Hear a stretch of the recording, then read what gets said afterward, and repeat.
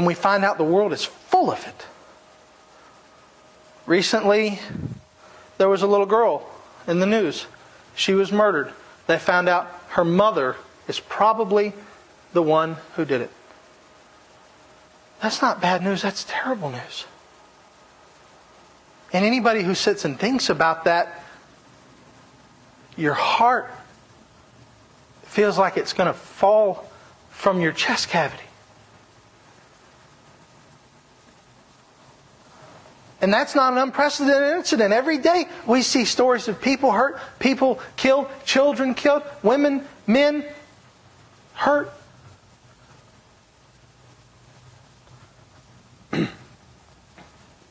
Jean went to the Women's Resource Center today. How many abortions every day? 4,000? About 4,000 unborn babies murdered in the womb every day? They got 2,400 women go through their last year. Yeah, and that's right here. That's just Ocean Way area in the north side of Jacksonville. And it seems like there's bad news, and there's bad news, and there's bad, and there is. It's all over. And the question becomes, why is there bad news? Why is the world full of bad news? And the answer to that question is so simple that we get laughed at when we say it. Because we're said, oh, you're just a simple-minded Christian. No.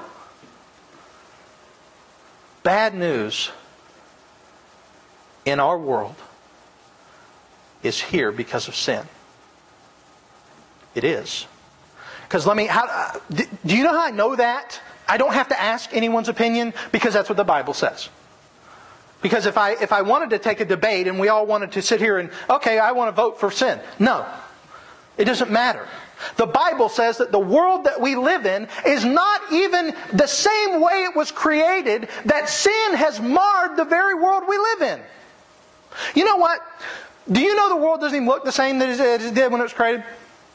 You ever thought about that? You ever thought about the fact that the world doesn't even look the same? You know how I know that? Because at one time it was all underwater. Sometime from the time it was created to now, somewhere in between, there was a great deluge. And within the great deluge, everything got mixed up. People ask me, you think we're ever going to find the Garden of Eden? No, because it's under a lot of water. Or it was at one point. It's gone. Somebody says, oh, we can find the Garden of Eden because it's where these two rivers come together. Those rivers are in a different place now. Have you ever thought about what water does to stuff? Water mixes it up. Here's the thing. I went to Cozumel, Mexico this last week, and my wife and I stood on the shores of Cozumel, Mexico, and we looked out and we said, what a beautiful place. And you know what struck me?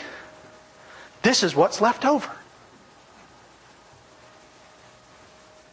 Think about how more beautiful it was before. We get beauty out of God's leftover. After He destroyed it with a flood, it's still beautiful. The Grand Canyon, oh, it's beautiful. Yes, but it's a scar on the face of the earth. I believe left over from the deluge. If you read Genesis 6, and you don't have to turn there, I'll just read it to you. Why did God bring that massive amount of water on the earth? The Bible says in Genesis 6 that the Lord saw that the wickedness of man was great in the earth, and that every intention of the thoughts of his heart was only evil continually. Sin brings destruction. It says in verse 11, now the earth was corrupt in God's sight, and the earth was filled with violence. And God saw the earth, and behold, it was corrupt, for all flesh had corrupted their way on the earth. And God said to Noah, I have determined to make an end of all flesh, for the earth is filled with violence through them. Behold, I will destroy them with the earth. God saw sin in His beautiful creation, and He destroyed it. flood was punishment for sin. But you can go back further in Genesis, and you'll see that the world was different when Adam was created. There were no jobs that were laborious. There were no barren trees. There were no thorns that would rip and tear the flesh. The world was created a glorious place.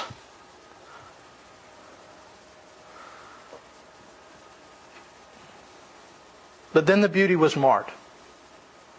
Not in the flood, but it was marred when Adam followed his wife into sin.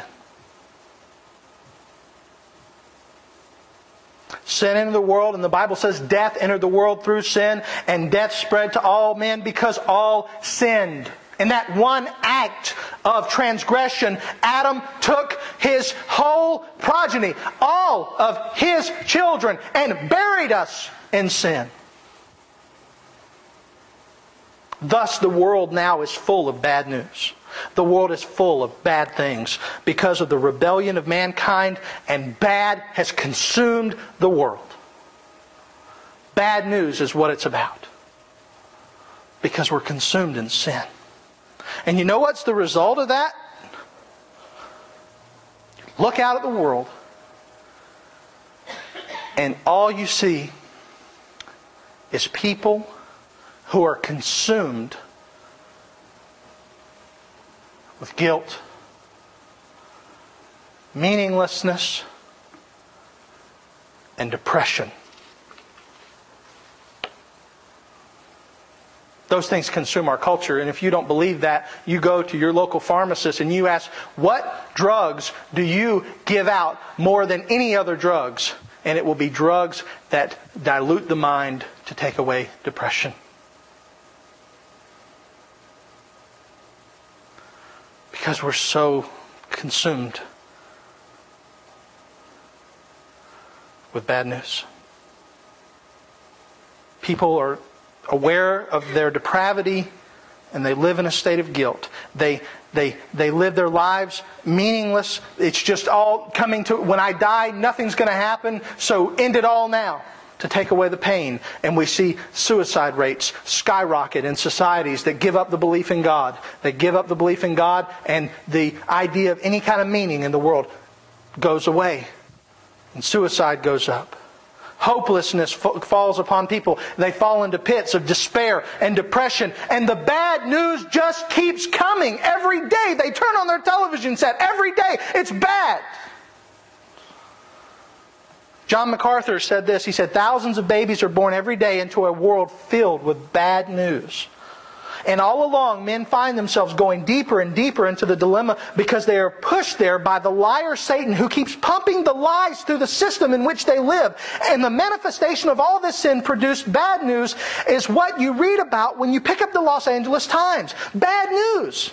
And even the little bits of good news, so-called, are like moments of rest in an unending saga of bad news. It's like somebody said about peace treaties. Peace treaties are simply times of peace are only the moments when everyone stops to reload.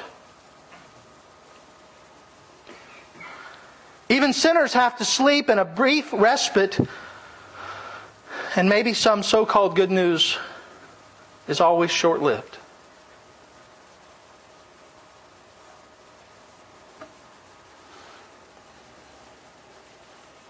So now we put that in our minds. We live in a world of bad news. We live in a world saturated with bad news.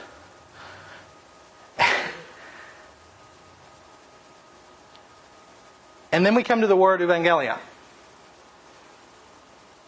And we see that the word is literally the antithesis of everything we see.